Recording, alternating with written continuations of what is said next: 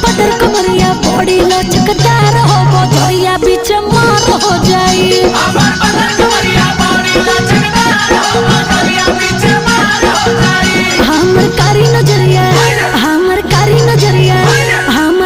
नजरिया बॉडी जान मार हो बजरिया बीच मार हो जाई। हमर कारी नजरिया बॉडी जान मार हो बजरिया बीच मार हो जाई। और मार हो जाई बाबू मार हो जाई बाबू मार हो जाई। हमर बाली उमरिया बॉडी रसदार हो बजरिया बीच